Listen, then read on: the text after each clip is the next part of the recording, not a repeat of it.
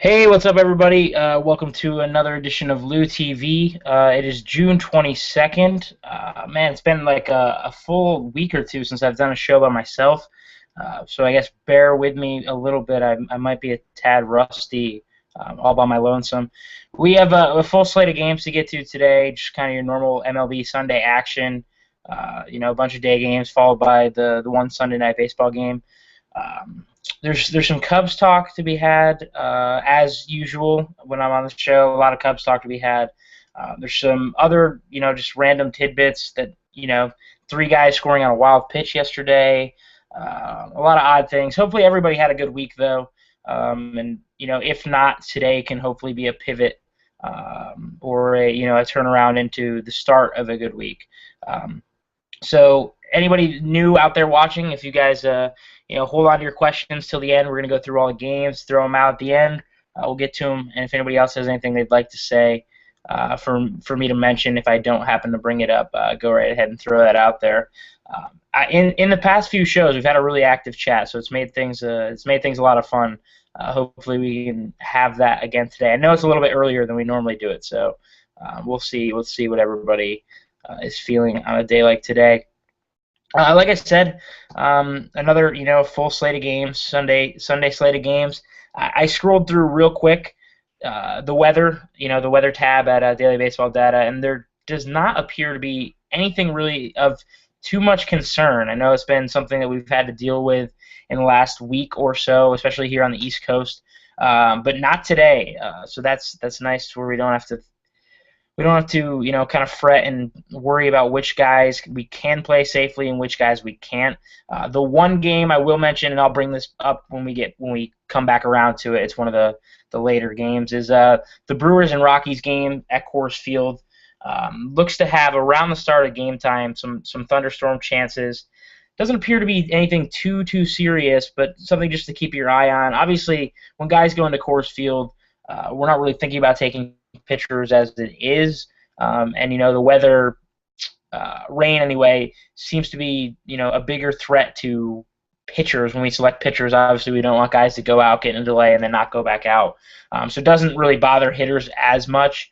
And I think they get this game in anyway, but no one's going to be on the pitchers regardless. So I don't think it's really going to affect the hitters all too much. But if something does happen to change between now and 11:50 noon Eastern time, somebody sees something, let me know. Otherwise, I will keep you guys kind of updated on that situation as we get through the show.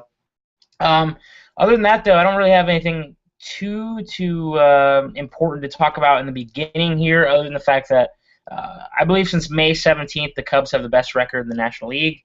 So for all you guys talking crap on the Cubs, you can take that and kind of put that in your brain and slice it up any way you want to try to show us that the Cubs aren't any good. But they're going to be real good, and I'm going to continue to talk about them and be really excited about the future. So anyway, and the Cubs game today will be a fun one to talk about. I'm sure some people have some mixed thoughts, but I'll give you mine as we get to that. The first game I have on my list, though, is not the Cubs. It's the Tigers and the Indians, two teams in the AL Central that, man, the AL Central, kind of what is going to happen there? You got the Royals trying to run away with things, and then the Tigers are still obviously pretty dominant, and I don't know, lots of things could happen in that division. It's one of the ones that's going to have a nice race kind of down to the end, which will be something that we can follow all year long, which will be a lot of fun. Anyway, it's Max Scherzer, Mad Max Scherzer, obviously incredible, tons of strikeout potential every single time he takes a bump. Has not been super good recently. He threw that game against where he dueled Chris Sale not too long ago and was awesome. It was his first complete game. And then last time against the Royals, he didn't get out of the fourth inning, gave up 10 earned runs, 10 hits. The 5 strikeouts, I guess, neutralized a little bit of that damage, but not enough when you give up 10 earned runs. So that really kind of spiked his ERA quite a bit, hurt his WHIP quite a bit. So I mean, if you're just looking purely at his game log and you look at that, you might be frightened away from it, but I don't think that's something that you should use today to bump you off Max Scherzer. I think he's a fantastic option against the Indians in Cleveland, and like I said, there's no weather concerns there. So this is a game where you don't have to worry about a guy not getting out there to pitch, for his full slate. Scherzer is a guy they let go deep into games. His strikeout potential's through the roof. And the price is up there. And there are a few guys today that are going to have that high price tag with kind of the high upside, high reward type guys when we talk about Tanaka and Darvish and Cueto and those guys.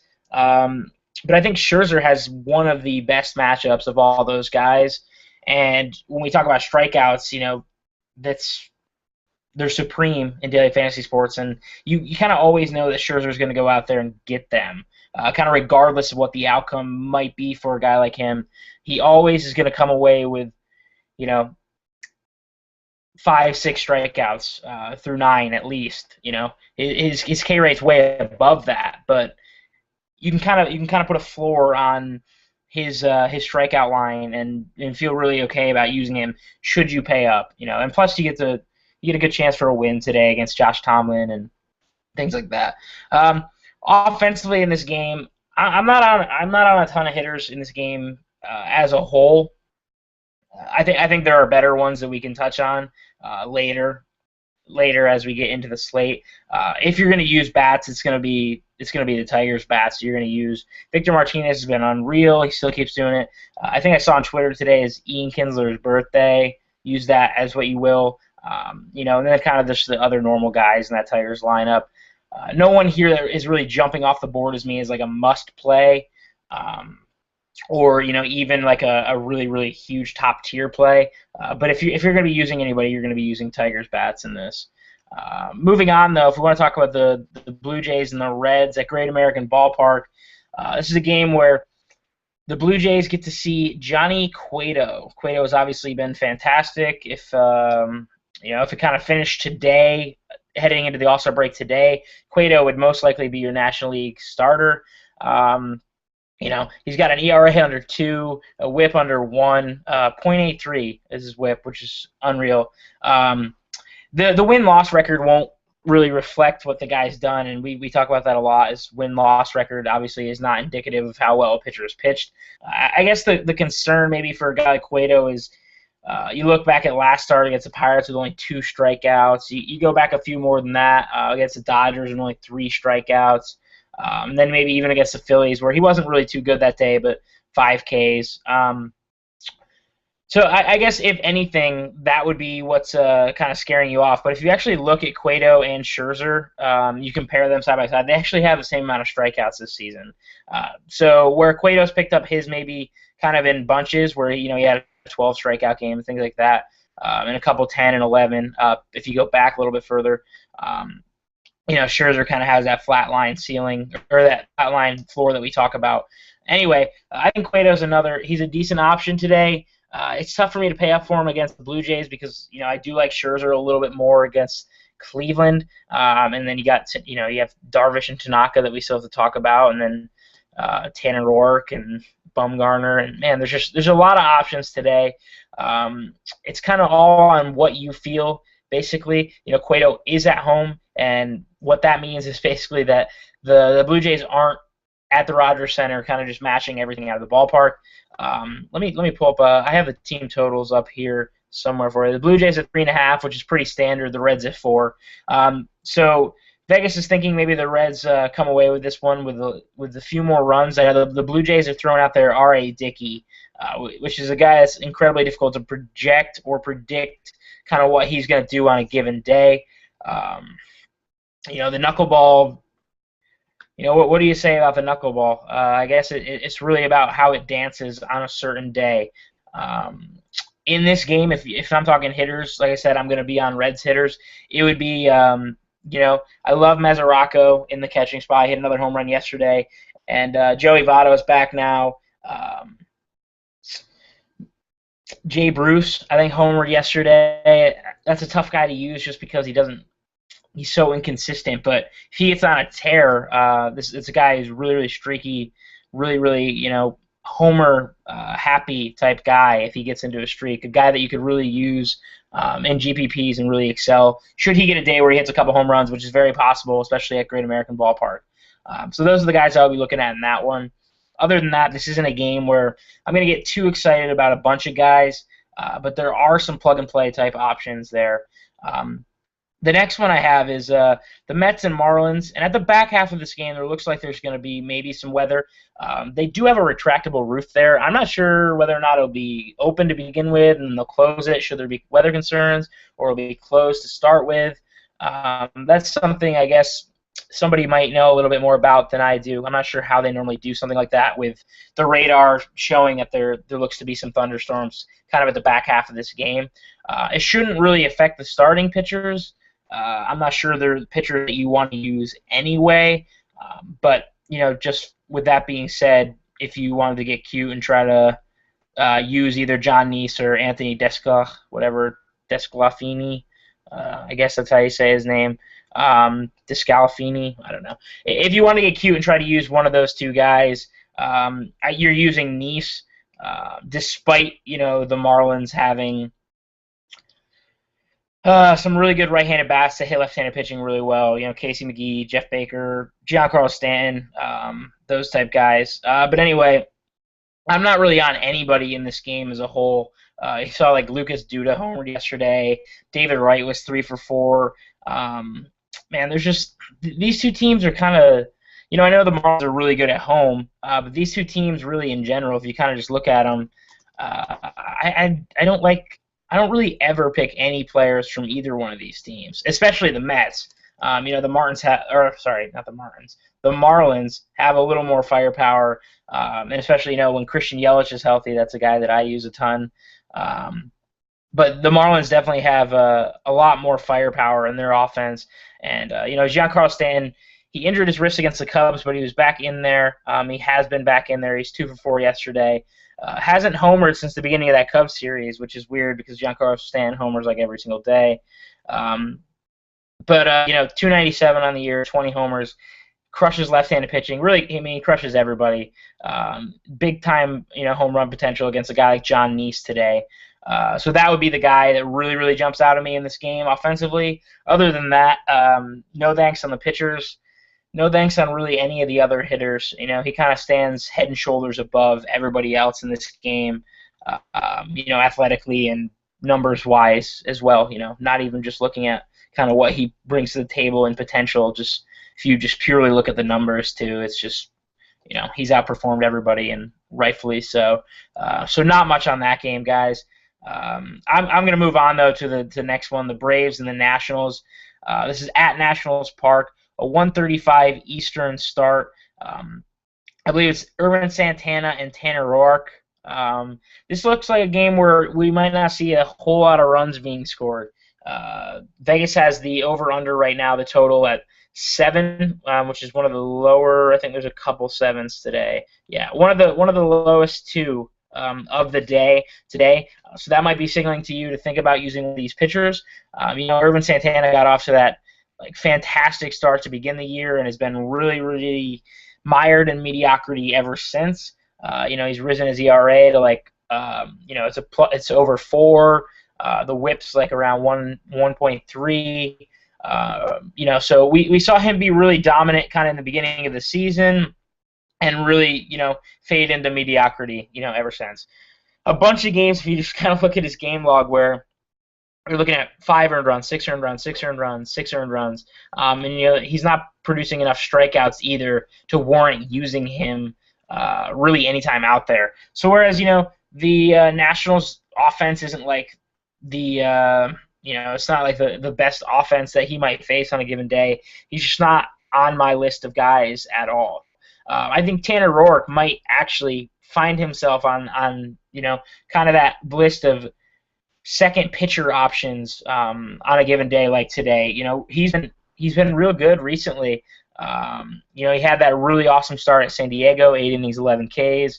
Since then, he's thrown 6 innings, 5 innings, only 3 earned runs in his last 2 starts. But the strikeouts are down. He's not going to pick up a ton of strikeouts every day. But the Braves, are a strikeout-prone team.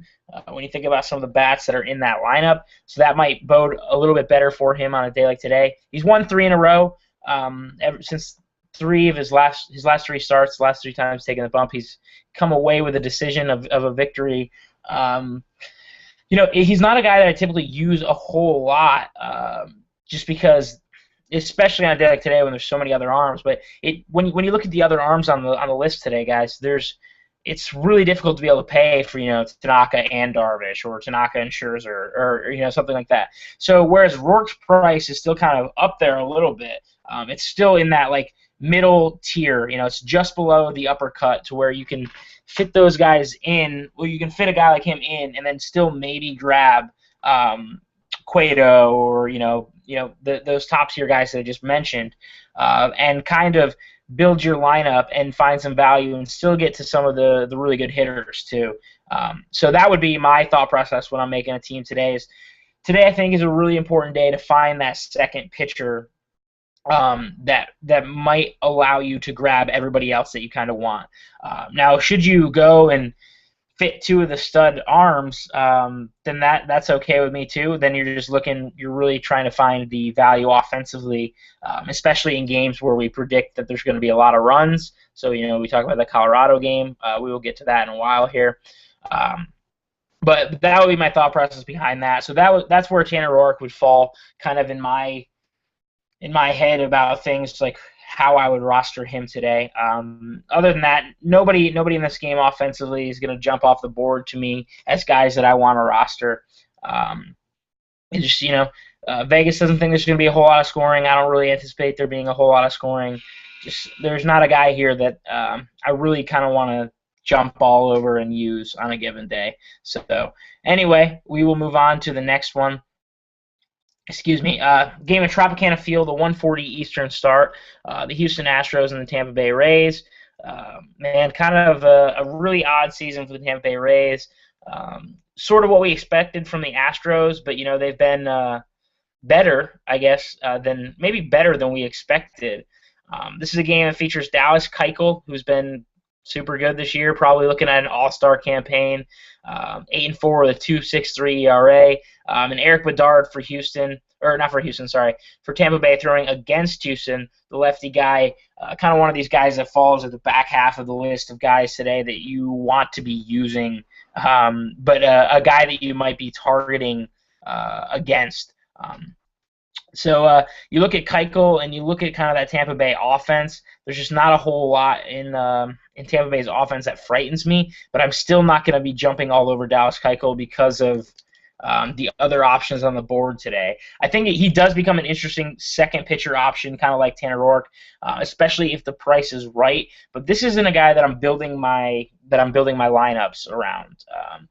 There's been days where he's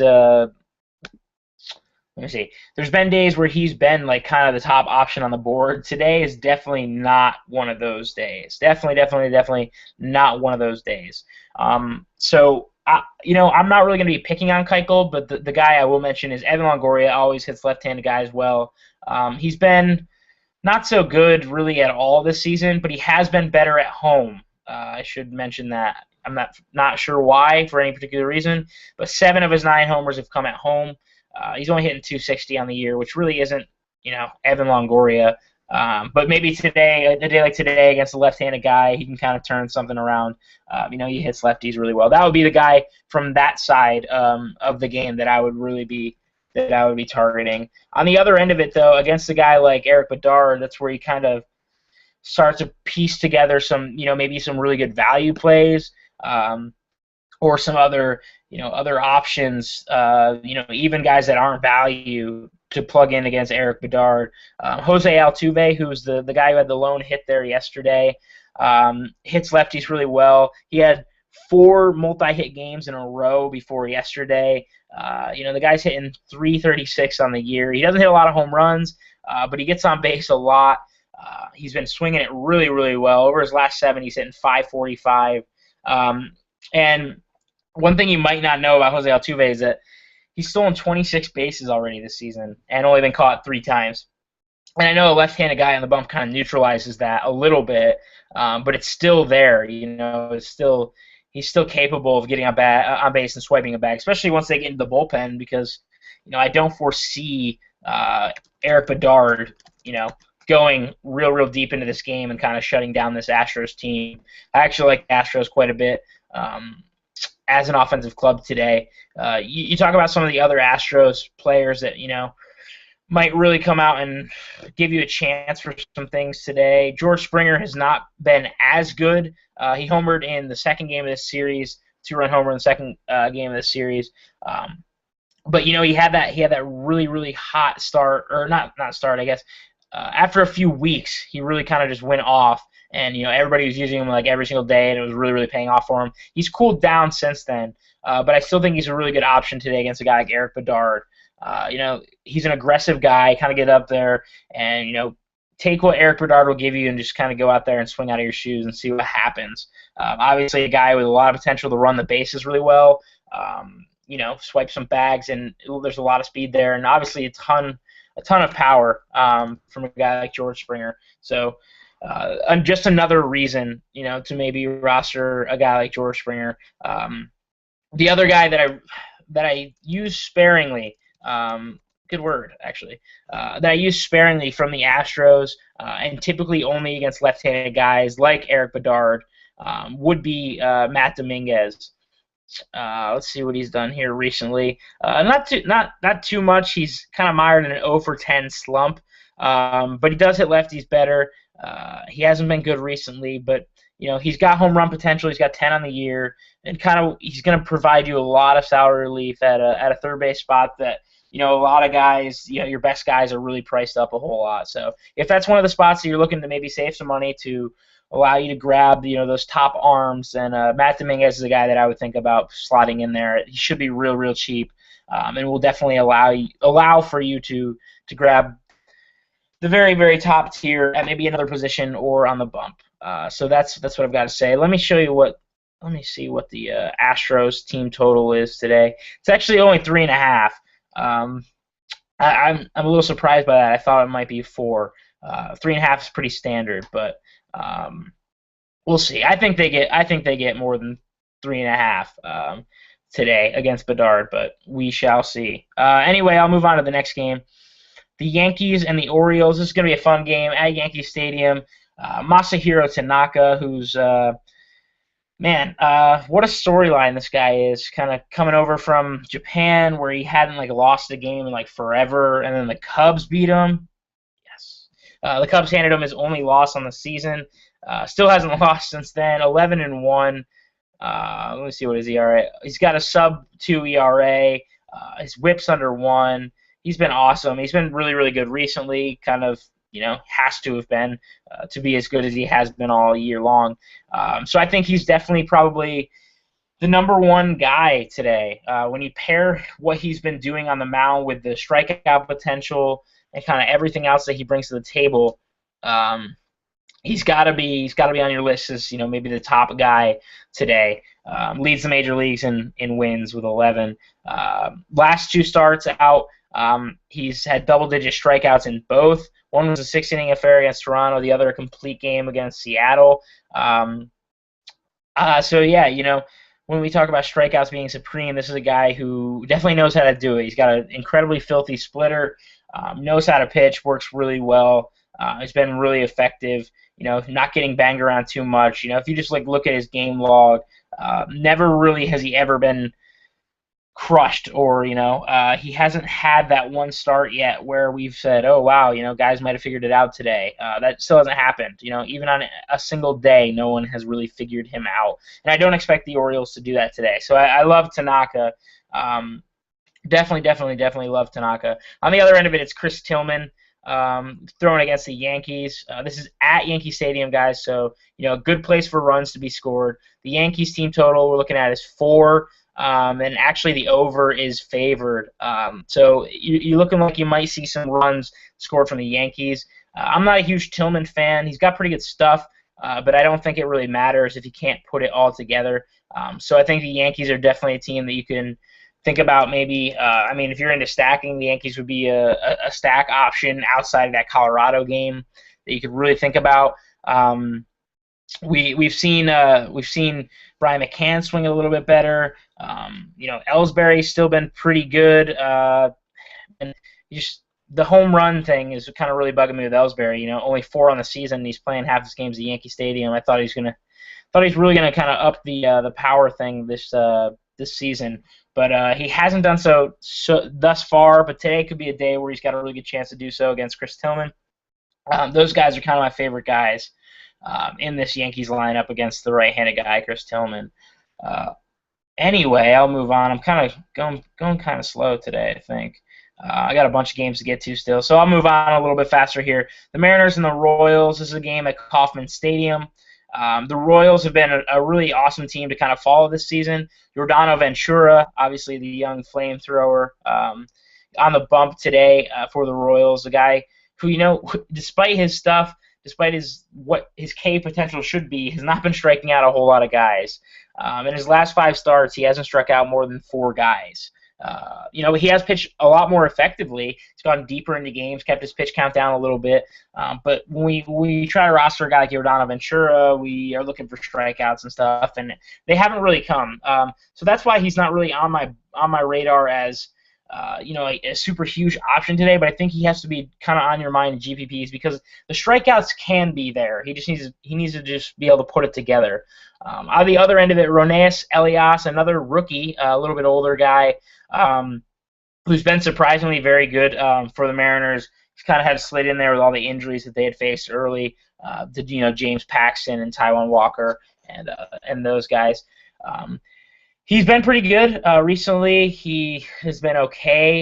He got banged up by the Yankees and didn't pitch too well at Tampa Bay, but his last start was real good against the Padres. Not a guy that's really on my radar today because of all the other options, but I think he will do a pretty good job of neutralizing some of those Kansas City bats. A lot of those guys, a lot of better Kansas City bats are left-handed, and I don't ever use Kansas City bats anyway, unless I guess it's Salvador Perez, who hits left-handed guys really well. And I guess is maybe perhaps the only option on a day like today. Otherwise, I'm not going to get too cute and try to use anybody else in this game. If you look at Perez's numbers, he should probably be, maybe outside of somebody in the back half of that bullpen, he should probably be your Kansas City Royals all-star representative. 288 homers. He homered in the first game of the series, gets a lefty today. That would be the guy that I'd be thinking about rostering. Other than that, no thanks for anybody here. And actually, if you look at it this year, Perez has been really bad against lefties this season, which I don't believe is the case in his career. Let me pull this up. He's been so much better against lefties in his career, but he's been atrocious against them this season. I guess that's something to kind of keep your eye on. I'm not exactly sure why that's the case this season, but only 185 against lefties this year, and he's a career 351 hitter. Or I guess over the last 3 seasons, he's a 351 hitter against them lifetime. So something to, I guess, just chew on a little bit, but I still think he might be your best option today for the Royals. I just don't like any other Royals bats. And for the Mariners, kind of the obvious guy, has to be Robinson Cano. Other than that, I don't like the games being played at Kauffman Stadium. I don't see there being a whole lot of runs scored. And because of that, I'm not going to jump on board with picking a whole lot of hitters in this game, if any. Robbie Cano becomes kind of like the only guy there. But, the power numbers have been down for him. The average is at 332, so he's a pretty safe cash game play, but you're definitely going to have to pay up for him. And if you're paying up for the pitching today, it's not easy to pay up for a guy who you're not sure if you can even get a home run or anything out of. So that's kind of my thought process on Robbie Cano and some of the other hitters in this game as a whole. The next game at Target Field is the White Sox and the Twins. Looks like there might be some weather near the back half of this game. That kind of looks like that 3-4 o'clock Eastern Central Time appears to be when the Midwest could kind of see some weather. So if any of these games happen to be longer games, that could be effective. But it doesn't look like it should have any effect on the early going if you wanted to use pitchers. I don't think you're going to want to use pitchers, but I should mention that Phil Hughes has been awesome this season. I still can't really get on board with using him. Maybe he's that second guy that you pair with somebody. But I don't know, man. It's just kind of one of those blacklist type things in my head that I can't get around feeling safe using a guy like Phil Hughes. But I'm not going to try to talk you off of him because he's been great and he's facing the White Sox there today. So if you feel comfortable using Phil Hughes, go ahead and use him. I don't think there's anything wrong with it. I just personally can't put him in my lineup and feel okay doing so. On the other end, man, John Danks, gas can Danks, as Greg would call him, has been super good since the end of May. Almost a full month now here where he's been really, really good. And it's really annoying because you're always trying to pick on John Danks. Well, at least we had in the past. And recently, if you try to do so, which I have, it hasn't worked out well for you at all. Today, it looks like they've got the Twins team total at over 4. So, maybe they're thinking that the Twins can kind of bust John Danks out of this spectacular start, the spectacular month or so, I guess I should say. But I'm not sure how I feel on it. I don't want to use John Danks, but then again, I don't want to use a ton of Twins hitters just because I don't really like any Twins hitters as it is. Willingham, I think, was out of the lineup yesterday. That would be a guy that I really like. A guy that's kind of an underrated player that can slide in and really be, pretty solid against just about everybody. Brian Dozier, that's another guy that I really, really like. That would be probably my favorite Twins play a day like today. And then you think about some other guys like, Danny Santana, some of those other players. Dozier has 15 homers this season. That's pretty crazy when you think about that. But the average has really dipped. He's down around 243. But he swiped some bags, too. He's got 15 homers, 15 stolen bases. So I guess currently on pace for a 30-30 type season, which would be pretty crazy because I don't think anybody really expected that from a guy like Brian Dozier. But a guy with good upside today against a guy like John Danks. Definitely somebody that I think you should be considering, especially at a weaker second base position, a position that we struggled to kind of fit guys in routinely anyway. So that's what I'll say for that game. There's just not a whole lot there that I really want to talk about at all. Moving on to a game at Busch Stadium, where once again, kind of there in the Midwest, we're looking at maybe some thunderstorms near the very, very back half of this game. It's the Phillies and the Cardinals. The Phillies, kind of that team that they've actually been playing well recently, but a team that's just not going really anywhere this season. Kyle Kendrick's on the mound for them against Carlos Martinez. I'm sure Cardinals fans will be excited to kind of see him in that starting role. A guy who's pitched mainly in the bullpen there, but he's got really good stuff. Kind of a flamethrowing type guy. I won't be on Martinez because I don't think he's going to be stretched out in this game at all. I don't expect him to go very deep. But I will be on Cardinals bats against Kyle Kendrick because I don't think Kyle Kendrick is any good. I'm not sure if you guys have seen any of Kyle Kendrick's starts. If you've watched him pitch or you've played DFS long enough, you know that this is a name that we're typically always trying to pick on. We've seen guys from this Cardinals lineup kind of put it together a little bit more recently, Matt Adams being one of those guys. That's a guy that I really like today. I think he's going to provide you kind of with some salary relief, but also provides you with a big left-handed bat against Kyle Kendrick that should be able to slide it in there nicely to allow you to kind of pick up some guys at a higher price. Matt Carpenter's really bounced back really well. He was not very good to begin this season. Hasn't really been too great in the last week or so, but has really, kind of turned the season around just a tad. He's up to a 281 average, and his OBP is around 376, which is really nice when you think about that for cash games. Him being at the top of that order against Kyle Kendrick, that's something that I really like to try to take advantage of. And then the other guy there, let me pull up here. Nope, never mind. I'm looking at the wrong game anyway. Those are my two favorite Cardinals today, and my two favorite players in this game in general. I won't be on really any Phillies at all just because I never really am. I just don't think there's much upside from anybody in that Phillies lineup.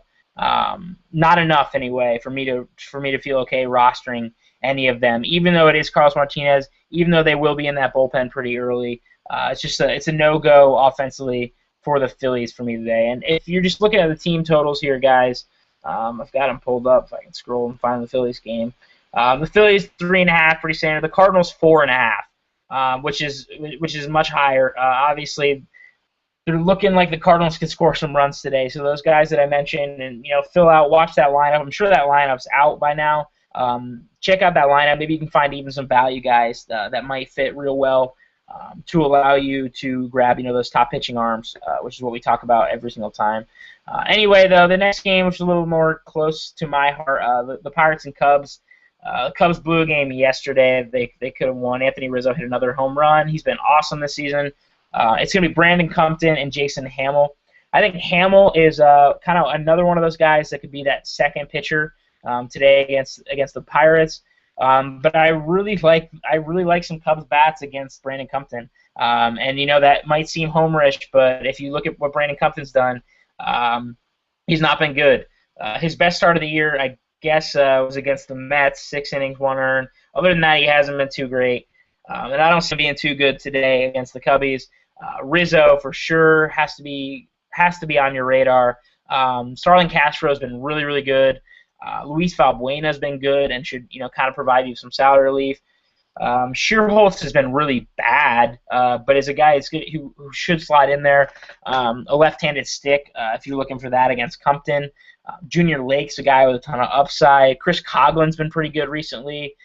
There's a lot of guys in this lineup that, the Cubs have actually been pretty good recently. I know it's odd for me to say that, but if they win today, that'll be 3 series in a row that they came away with a victory, so that's pretty cool. Anyway, if you're looking to use Cubs bats, those are the guys you're going to be using. Definitely Starlin Castro and Anthony Rizzo are the top 2, but then you talk about Valbuena and Coughlin and Shearholtz as all being left-handed bats that could provide you some really nice value against like Brandon Compton, who just really isn't a great pitcher and should hopefully get knocked around a little bit against the Cubbies today.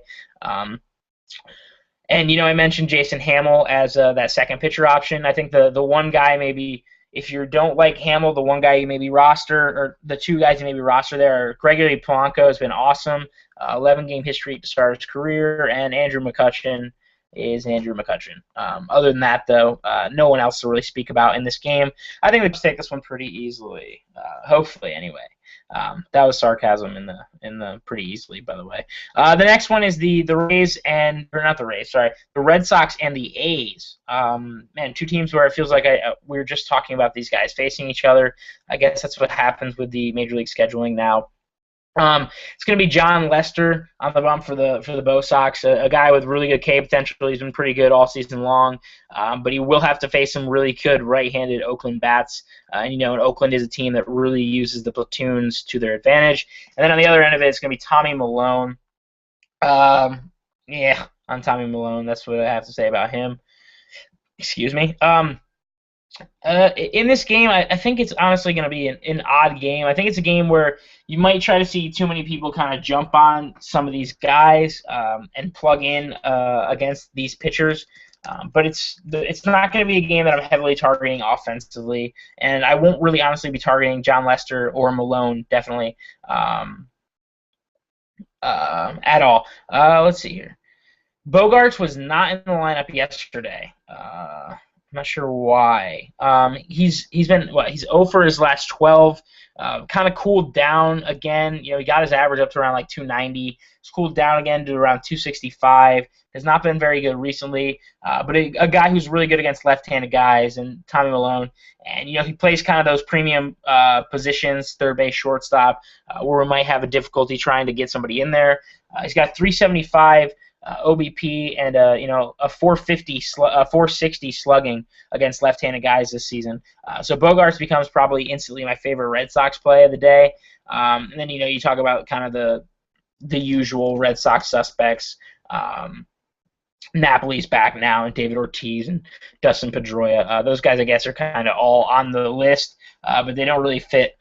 They don't really fit in as the top of my list today. Napoli has been okay since coming back. He homered just about a week ago, so that's something you can think about. But I'm not gonna be on a whole lot of guys in this game anyway. You mentioned from the A's side of things, if you're not gonna be targeting Lester, like I won't be targeting Lester. I think Josh Donaldson becomes a really, really good GPP play. And really, anytime he's facing a left-handed guy anyway, it's really, optimal situation because Josh Donaldson mashes left-handed pitching.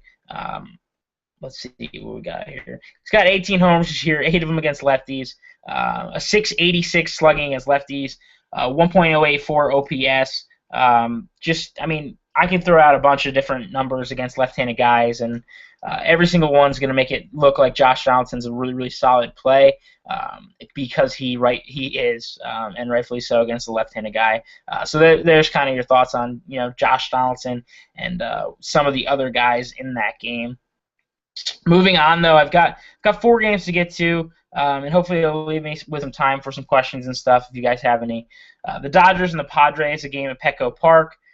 A park, a big park. It's going to be Eric Stoltz, yuck, and Hyunjin Ryu. I guess that's how you say it. I think Ryu also, is that number 2 pitcher type guy today. So I guess there's a bunch of those that you guys should be okay rostering to allow you to go up and grab him. Ryu might actually be my favorite of the number 2 guys just because he's pitching against the Padres. He's pitching in a really, really good pitcher's park.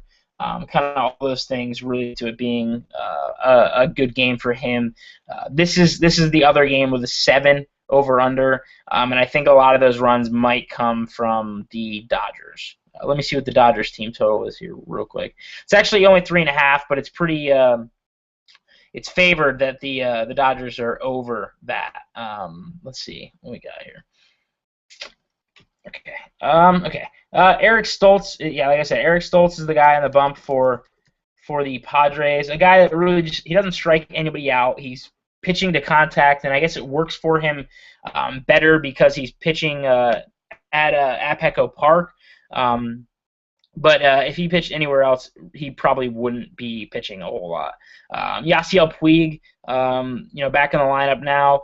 A guy definitely, he hasn't homered in a while, but he's awesome. 321 average, 11 homers. He's got the stolen base potential. He's been really bad at running the bases this year. 7 stolen bases and 7 caught stealing, so that's not good. But it is there, and he's 5 for 6. If you're into the BVP thing, he's 5 for 6 career lifetime against Eric Stoltz, who just about everybody on this team, on this Dodgers team, probably has really good splits against Eric Stoltz. And even though you'll find this game being played at Petco Park, even despite that, I think you will see quite a few Dodger stacks because it is Eric Stoltz. And he pitches the contact, and he's going to give up hard contact. Hanley Ramirez is another guy that I really like at shortstop. There's a lot here. All the Dodgers right-handed guys, even Adrian Gonzalez. Stoltz isn't a guy that's going to shut down anybody because it's not like he throws hard. It's not like he's got a really, really good breaking ball. He pitches the contact. So everybody in the Dodgers lineup is in play for me. Scott Van Slyke, one name to mention, a guy that crushes left-handed pitching, and a park like Petco Park really won't hold down a guy like that who has quite a bit of power. It's just kind of hidden in the fact that he's a platoon type guy, and he really kind of only pops up against like Wade Miley, where he absolutely matches Wade Miley. Anyway, though, 3 last games to get to. The next one's a game that'll probably be talked about quite a bit. The Brewers and the Rockies. Some wacky things happened there yesterday. This is at Coors Field, so obviously this is a game where we're expecting a lot of scoring.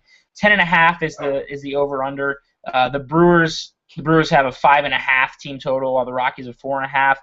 It's Kyle Loesch going for the Brewers and Tyler Matzik, who got a win in his big league debut, I believe, pitching for the Rockies.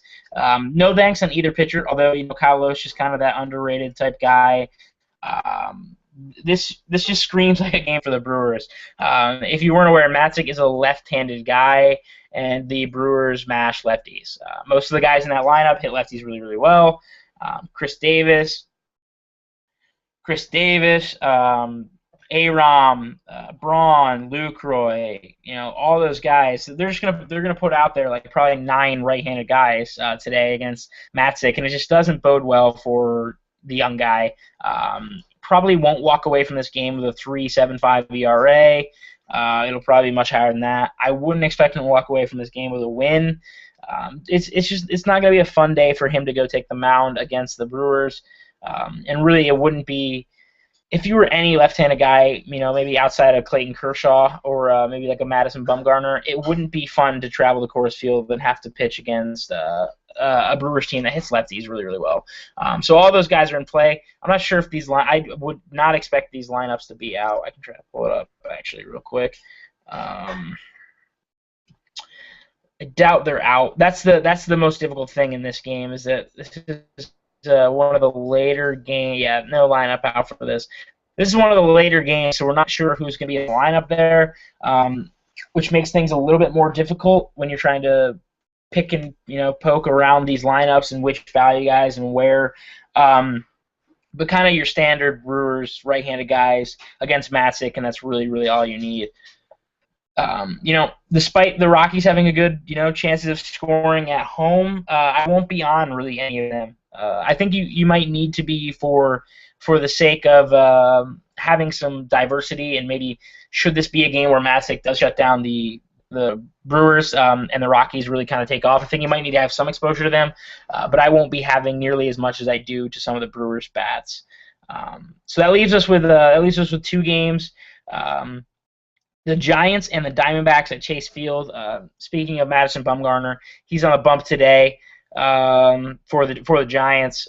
He's been really good all season long. A guy who really kind of flies under the radar, left-handed guy against Arizona today at Chase Field, and it's going to be Mike Bolsinger pitching for the Diamondbacks. This is a game where they're expecting the Giants to be doing the scoring and over/under of 8. And the Diamondbacks not to be doing as much scoring. I like Bumgarner. I think you're really going to have to pay for him, and if you're going to have to pay for him, I don't think you're paying the price you'd pay for I don't think you should pay the price that you used to pay for a guy like Tanaka on Bumgarner today. I don't think he's a top option, but I don't think he's in the matchup where you can really exploit his price today. So that's where I would be going with some of those other top guys, but he's definitely one of the best options on the board today, and should maybe find one or two of your GPP lineups should he go out there and really, really dominate, which he's very, very capable of doing. Bolsinger is not a guy where I'm not going to be using Bolsinger at all. In fact, I'll be targeting against him. This is another difficult thing where we don't know what the Giants lineup looks like. Not exactly sure who's going to be in there. Some of the regulars you can definitely consider against Bolsinger, but nobody, tough to kind of find the value guys when we can't see the lineup, and especially on Sunday. We talk about this all the time. Sundays being a day where managers are really, likely to give days off to certain guys in certain spots. So it's tough for me to recommend some guys to you there. For you to put in your lineups, especially if you don't know if they're going to be in there. So that's why you can take advantage of a site like DraftKings where you can kind of plug in those guys, and should they not be in the lineup, you have a chance to make a swap before the game starts. So that's a nice option to have should you start building a team, really see something you like, and then have to flip it out. You can and still not be penalized by it. One last game to get to, guys. The Rangers and the Angels AL West showdown. This game is at LA, in LA, I guess I should say. Yu Darvish takes the mound for the Rangers, and Matt Shoemaker, the right-handed guy, takes the bump for the Angels. Shoemaker was awesome in his last start, 8 innings, 10 Ks against Cleveland. He got the win there, and Yu Darvish is just fantastic every single time he takes the mound. Tons and tons of strikeout potential.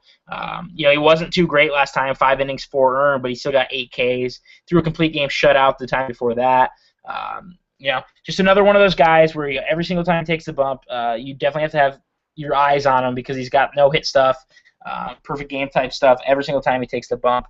So that's what he kind of presents on any given day. And I know the Angels lineup is a little more potent than some other lineups he might be facing, but he's still a guy that you might want to have some exposure to, for late sweat purposes, GPP purposes.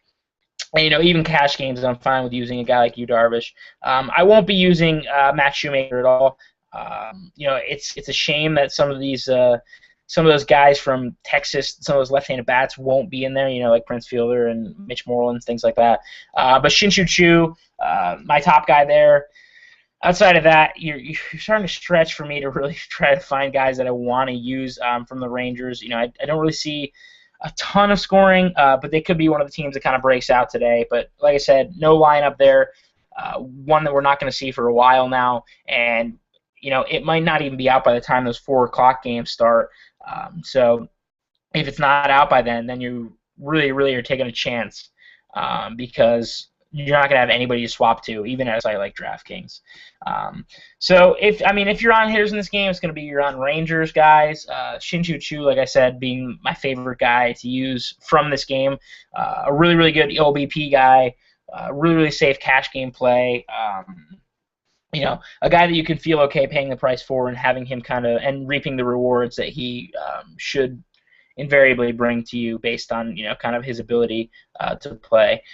Anyway, that actually takes care of all the games.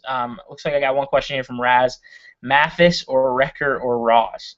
Man, that's kind of gross. Looking at those names, I guess I'd go David Ross against Tommy Malone. Yuck on really kind of all three of them. Honestly, you might even be able to find if you're looking for a punt catcher. I know this is kind of homeristic because he's not a very good hitter, but neither are really any of those guys. John Baker for the Cubs against Compton is a guy that you could try to find a catcher, I guess, in a punt catcher in a better hitting spot in the order if you could do that, and you're not going to be able to for the most part. I guess Carlos Corporon against Bedard hitting 7th would be a guy. Let me see down here. Most of these backup catchers, which is what you're going to see a lot on Sundays, are in kind of that 8-9 spot. Salvador Perez would be my favorite guy probably against Elias. And yeah, maybe a guy like John Baker hitting 7th for the Cubs against Compton. I think he should be in some pretty good hitting spots today. That would be maybe my other recommendation to you, Raz, to look at. For punt catcher, but of those three, it would be David Ross. But that lineup is not out yet. But he normally does catch Lester, doesn't he? So I would probably expect him to be in there. So other than that, though, guys, that takes care of it. We actually got through everything. If you guys have any other questions, you can reach out to me in the chat real quick here or on Twitter or something, and I will get back to you. But I'm sure everybody has lineups to build. I've got some lineups to build and other things to do. But good luck today, guys. Good luck the rest of the week. And I'll definitely see you around, all right? Take care, guys.